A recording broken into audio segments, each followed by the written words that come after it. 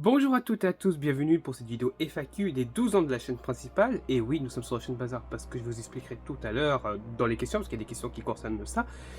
Donc une petite FAQ, je vous avais posé des questions sur Discord, Instagram et sur YouTube. Vous avez été quelques-uns à répondre et j'en suis très content, des questions variées en plus. Et du coup, nous allons commencer tout de suite avec la première question qui est de Mzeima. Penses-tu prendre du matos quand tu auras la possibilité pour encore améliorer la qualité de tes streams en numérisation? C'est bien évidemment prévu parce que vraiment le PC que j'ai actuellement il pue la merde, hein, on va pas se mentir. Et en plus c'est pas le mien, c'est celui de ma mère. Mais du coup c'est vraiment prévu que ce soit amélioré dans les prochaines semaines. Il faut un PC qui tienne la route, qui soit suffisamment puissant pour vraiment encaisser des numérisations, des encodages à répétition.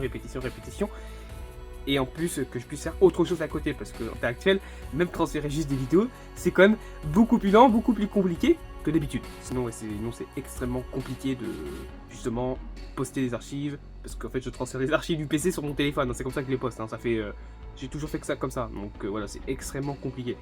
Du coup, la seconde question qui est de Béné Evolution, donc Benjamin. As-tu d'autres projets que tu aimerais aborder sur des sujets autres que la télévision? Et oui, c'est bien évidemment prévu, et actuellement je suis en train de travailler sur une vidéo qui parle de youtubeurs Clash Royale français. Il y a pas mal de choses à dire et pour moi il y a un problème principal, je ne souhaite pas plus, je me mettrai peut-être la miniature d'ailleurs. Parce que je suis en train de bosser sur la vidéo depuis un moment. Et théoriquement j'aurais dû commencer la WoW, j'aurais dû la sortir le 30 septembre, vous voyez vraiment comment je suis motivé à sortir des vidéos quand j'ai pas la motivation. Non mais vraiment la vidéo aurait dû sortir vraiment beaucoup plus tôt et la FAQ aurait dû sortir après. Mais c'est comme ça, j'ai pas pu finir la vidéo à temps. J'espère la sortir avant le 15 octobre. Si je la sors pas avant le 15 octobre, je suis un connard, voilà. Donc oui, c'est bien évidemment prévu, mais que sur la chaîne Bazar. Il y a un commentaire sur YouTube sur lequel je vais pouvoir répondre mieux parce qu'il concerne vraiment plus les chaînes YouTube. Ensuite, la question suivante, c'est celle de Louis Croft. Quelle a été ta découverte la plus rare de la télévision, tellement rare qu'on croirait à un Lost Media? Cette question est vraiment compliquée à répondre parce que tout simplement, c'est très subjectif. Désolé pour les lunettes, ce que je suis en train de me gratter, parce que ça me démange. Cette question est très subjective en fait, et la réponse sera tout autant subjective parce que moi, j'adore les archives des années 80-90, même peut-être des années 70, c'est quelque chose que j'aimerais bien avoir. Pour moi, les archives les plus rares que j'ai eues, c'est celles, par exemple, de TF1 de 81, de 80, d'Antenne 2 de 81, parce que c'est des archives qui sont vraiment pas du tout communes à trouver. Et des débuts des années 80, je trouve que c'est plus intéressant. Il y a aussi eu du très récent, et ça je suis pas très content, parce que le très récent, ça ne m'intéresse pas spécialement. Avoir des archives de 2022, c'est pas très intéressant. Voilà. Mais c'est une question assez compliquée à y répondre parce que c'est vraiment extrêmement subjectif et c'est selon la personne qui y répondra. Pour d'autres personnes, ce sera peut-être les archives de Canal+ de 84. Pour d'autres, ce sera juste des animés. Non, plus sérieusement, c'est trop subjectif pour donner une réponse vraiment définitive et claire et nette. C'est selon la personne. Pour moi, c'est plus années 80-90. Voilà. La prochaine question est de Marchaud. Pourrais-tu donner une estimation de toutes les cassettes que tu as achetées jusqu'ici? C'est une estimation qui ne sera vraiment très revue, peut-être revue à la baisse, mais je pense entre 400 et 700 euros parce que j'ai eu quand même, là ce que vous voyez ici, là par exemple, ça c'est des cassettes, alors il y en a certaines qui ont été achetées, mais certaines qui ont été des dons. Ce qui est dedans là, c'est sûrement des dons, il y a pas mal de dons, il y a pas mal d'achats. Ce que vous voyez derrière, il y a aussi des achats et des dons, donc non, c'est vraiment très compliqué. Je pense que je suis entre un 70 ou un 60% d'acheter et 30-40% de donner ou de récupérer. Donc si je devrais te donner une estimation, ce serait entre 400 et 700 euros, hors bien évidemment matériel, magnétoscope, clé de capture, et tout le tout-il. Voilà. Mais c'est compliqué d'estimer vraiment une fourchette avec autant de dons et je pourrais peut-être te retrouver quelques achats que j'avais fait sur le Leboncoin à l'époque, mais j'en fais plus beaucoup maintenant, donc c'est pour ça. La prochaine question est celle de Ashwat. Que penses-tu du cas de la non-monétisation des archives et arrives-tu à gagner avec la chaîne secondaire qui est plus créative? Alors le cas de la non-monétisation des archives, c'est un cas qui est extrêmement intéressant. Parce qu'il y a des gens qui monétisent. Moi je monétise mes vidéos sur ma chaîne principale. Pourquoi? C'est pour réinvestir derrière, ou aussi me nourrir, hein, parce qu'il faut bien que je mange. Hein. Mais généralement c'est pour réinjecter dans du matériel.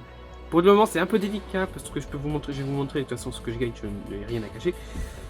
Mais la non-monétisation des archives, je trouve ça normal, mais c'est quand même dommage pour ceux qui veulent poster les archives. C'est un cas qui est assez délicat, et pour la chaîne secondaire, je te réponds tout de suite, non, je ne touche aucun argent, aucune royalties, j'ai pas les 1000 abonnés, donc je ne peux pas. D'ailleurs, abonnez-vous à la chaîne secondaire, c'est très important, faut atteindre les 1000, comme ça je vais peut-être avoir une chance d'être monétisé. Non mais plus sérieusement, j'aimerais bien être monétisé sur la chaîne secondaire, c'est vraiment au cas où c'est la chaîne principale Tej, j'aurais toujours une mini source de revenus. La chaîne secondaire est vraiment sur ça. Ne vous inquiétez pas, les vidéos sur la chaîne secondaire vont revenir, je prépare des grosses évolutions bientôt. Ne vous inquiétez pas, c'est juste que j'ai un peu la flemme en ce moment de tourner des vidéos tout le temps. J'aime ça, mais c'est très dépendant de ma motivation. Voilà, vous êtes au courant. La prochaine question qui est d'Aurélien. As-tu pensé à archiver des extraits d'émissions et ou de continuité radio pour changer? Continuité radio, c'est non. J'ai pas le matériel pour, donc c'est non. Et les émissions télé, ça dépendra des émissions. J'ai déjà archivé des émissions comme sans aucun doute. Mais maintenant qu'il y a Clem, bah oui, c'est rigolo, voilà.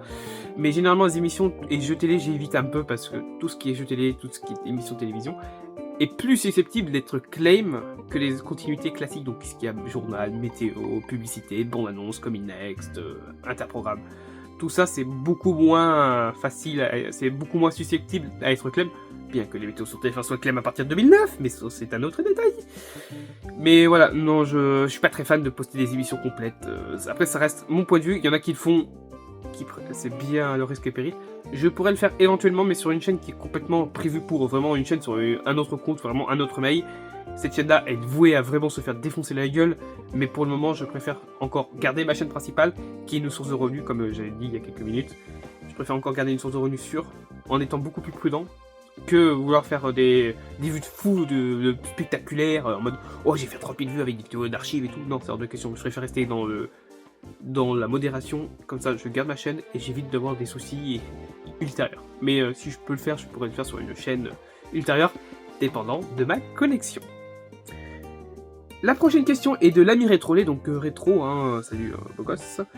Comment tu es tombé amoureux des archives télé? Alors, c'est très simple, moi je ne suis pas un bandeur de télé depuis que je suis tout petit. Hein. Ça arrivé assez tard comparé à d'autres, hein. Il y en a certains qui sont baignés dedans depuis leurs 4-5 ans. Moi, c'est arrivé vers mes débuts d'adolescence, hein, 11-12 ans, quand j'ai vu la météo du Saint-Gaud, là je le mettrai 12 novembre 96, il me semble, si je me trompe pas, de toute façon je mettrai la miniature.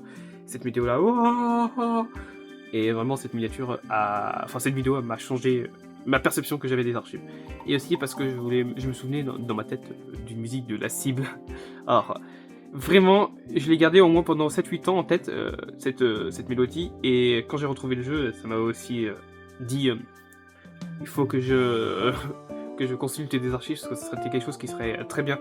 Et vu que j'aime beaucoup aussi l'histoire du XXe siècle, attention, parce que j'aime pas la période médiévale, j'aime bien l'histoire du XXe siècle. En plus, c'est tout bénef. La prochaine question est celle de Ryan. Quelle est la cassette qui t'a le plus marqué? En vrai, toutes les VHS avec Alain Gilopé Transrib. Ça, c'est vraiment... Moi, c'est les VHS qui me marquent le plus parce que c'est vraiment les VHS où je suis le plus content de les avoir. Et tout le monde le sait que je suis un énorme bandeur d'Alain Gilopé et ça ne changera jamais. Ensuite, nous allons passer aux commentaires YouTube. La prochaine question est de Thibaut Grégor 603. Pourquoi 4 chaînes sur YouTube et surtout, est-ce que c'est pour plus de contenu? PS, continue à envoyer des archives pour qu'on découvre la télé d'avant. Déjà, merci beaucoup. Et pour répondre à 4 chaînes, et c'est pour aussi répondre à la question de Benjamin, oui, j'ai 4 chaînes YouTube, donc une pour les archives principales, ça vous l'avez tous remarqué et je l'avais annoncé il y a quelques mois. La chaîne secondaire pour tout ce qui est un peu plus sérieux, je peux parler je peux faire des évolutions dessus, parler de sujets qui sont un peu plus intéressants mais que je n'aurais pas parlé sur la chaîne principale. Aussi de jeux télé, des remakes, donner mon avis sur des émissions télévisuelles qui restent vraiment très ancrées télé et archives, mais c'est un peu plus libre qu'avant. La troisième chaîne, vous le savez déjà, c'est la chaîne VOD, c'est toutes les rediffusions de mes streams Twitch. Ça aurait pu être sur la chaîne secondaire, mais je préfère faire une chaîne vraiment dédiée aux chaînes VOD. Comme ça, si jamais je dois faire des streams aussi, si je fais des streams sur 2 plateformes, cette chaîne VOD servira aussi de stream sur YouTube. Voilà, comme ça fait le doublon. Et c'est une chaîne bazar pour justement tout ce qui est contenu plus léger, plus chill, qui était à la base sur la chaîne secondaire. Et donc du coup, pour répondre à Benjamin, le genre de contenu comme la vidéo sur Clash Royale fera partie de la chaîne bazar parce que ça ne sert à rien de poster ça sur la chaîne secondaire. Parce que la chaîne secondaire n'est pas concernée par la chaîne secondaire, c'est pas des archives de télévision et tout. Donc c'est vraiment quelque chose qui est à part. Toutes les vidéos à part seront sur la chaîne bazar. Vous avez peut-être bien constaté, avec le balèze et le zizi, avec les reproductions d'habillage, il y aura encore des contenus télévisuels, mais ce ne sera pas 100% de ça. Voilà. Ensuite, la prochaine question qui est de ChipetTube.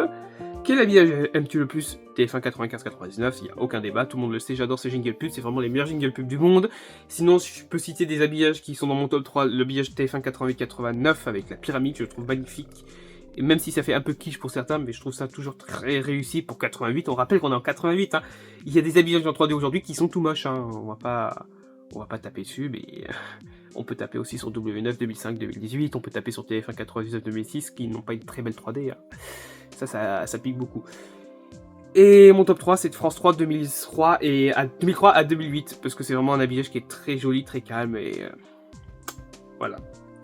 Et la dernière question, et celle-là va être un peu plus longue que les autres, parce que c'est un sujet que je déteste aborder, bien évidemment en vidéo, parce que j'ai déjà abordé le sujet dans une vidéo sur ma chaîne secondaire. Est-ce que tu pourras trouver des extraits des émissions d'Amis 3 et Télémaniac sur A5? Bien évidemment, je vais répondre à chaque fois pareil. Nous sommes pas l'INA, je ne sais pas ce qu'il y a dans mes VHS. Dans 90% des cas, dans vos demandes, on ne les a pas. Et je vais répéter encore une fois, n'oubliez pas que si on voit ça, c'est que nous, ça nous fait chier premier degré, parce que vous savez que les archives sont interconnectées, en fait. Hein. Ça, je sais pas si vous rendez compte. Quand on voit quelqu'un qui s'amuse à faire des demandes vraiment assistantes de merde, parce que c'est pas isolé, hein, on vous voit. Hein. Donc on s'en parle entre nous, et donc du coup vous êtes dans notre viseur, et je trouve ça dommage de forcer autant sur des demandes. Alors Vince, c'est Vince le rétro gamer, je ne te vise pas particulièrement, là c'est vraiment, je prends ton cas vraiment pour refaire un exemple. Donc tous ceux qui font des demandes assistantes H24, on vous voit déjà d'une part. Secondo, si on continue, on va juste vous bannir de toute notre chaîne, et vous n'aurez plus aucune réponse. Parce que c'est bon, au bout d'un moment, on n'est pas l'INA, je vous rappelle, nous on est indépendants, et c'est cool, c'est déjà assez cool qu'on fasse ça, on partage les archives, parce qu'on est vraiment pas obligé de base, hein, vraiment. Moi je pourrais juste partager en privé entre mes amis, ça me poserait aucun problème. Mais bon, je suis comme quelqu'un qui adore partager, qui adore montrer l'amour des archives, montrer mon amour des archives, donc du coup c'est pour ça que je partage sur YouTube. Mais arrêtez de nous casser les couilles avec des demandes insistantes constamment H24, et on vous voit, vous inquiétez pas, hein, on prend des screens et on a vos pseudos en fait, hein, donc... Et oui aussi, si jamais vous n'êtes pas content et que on dit non, il n'y a pas besoin de nous insulter, vous allez juste vous faire ban aussi beaucoup plus rapidement que ça en fait, hein. Juste soyez courtois. Une demande dans en mode bonjour, est-ce que vous auriez ceci, j'aimerais bien, ça me rappelle mon enfance. Si jamais la demande n'est pas trop précise, on pourra essayer d'être conciliant. Voilà, ça c'est quelque chose qui est clair et net. Mais si en mode bonjour, postez ça s'il vous plaît, je n'aime ça, nous. Allez vous faire foutre, hein, tout simplement. Et j'en ai rien à foutre, hein, moi je suis quelqu'un de cash, hein, donc moi il y a vraiment parfois ça me démange de répondre concrètement à ce genre de commentaires en étant assez cru et pas très diplomate, hein, parce que vraiment quand c'est la 70e fois qu'on le voit, ça commence à être particulièrement relou et chiant à gérer. Donc voilà, j'espère que cette petite FAQ vous aura plu, que mes réponses vous auront satisfait. N'hésitez pas à vous abonner, à liker et à partager cette vidéo. J'essaie de faire un peu de montage parce que vous allez peut-être voir aussi qu'il y a eu des trucs qui étaient pas très cool. Ah, regardez, je sais pas si vous l'entendez. Ouh. Donc voilà. Mais je ferai du montage parce que je voulais faire un tournage dehors, mais ça s'est pas très bien passé. On va dire qu'il y a un chouan qui a aboyé toutes les 10 minutes, tout le temps pendant 10 minutes, c'était intankable. Donc voilà, je pourrais vous mettre quelques extraits en bêtisier à la fin de la vidéo. Voilà, j'espère que la vidéo vous aura plu. Peace.